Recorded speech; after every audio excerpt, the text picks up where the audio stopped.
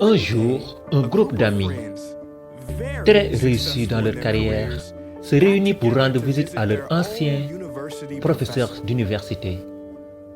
Au bout d'un moment, la conversation s'est transformée en plainte. Tout sur le stress et le travail dans la vie. Le professeur, remarquant les grognements, demanda si ses invités voulaient une tasse de café.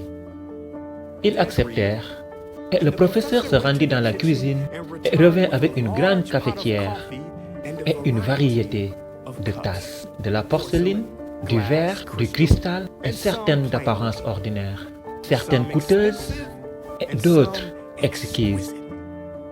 Ils leur dirent de se servir le café. Lorsque tous les étudiants ont eu une tasse de café à la main, le professeur dit: si vous avez remarqué, toutes les belles tasses de luxe ont été prises, laissant derrière les tasses ordinaires et bon marché. Bien qu'il soit normal que vous ne vouliez que le meilleur pour vous, ceci est la source de vos problèmes et de votre stress. Soyez assurés que la tasse elle-même n'ajoute aucune qualité au café. Dans la plupart des cas, elle est juste plus chère et dans certains cas, elle cache même ce que nous buvons. Ce que vous vouliez vraiment, c'était du café, pas la tasse.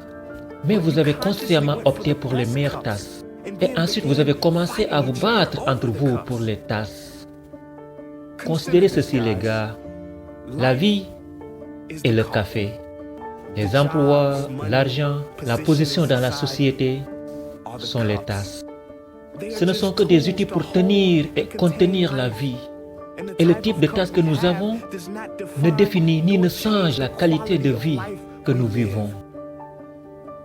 Et en nous concentrant uniquement sur la tasse, nous ne profitons pas du café.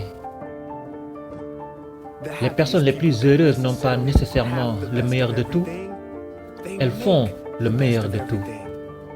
Alors vivez simplement, aimez généreusement, parlez gentiment et prenez soin de vous. Savourez votre café.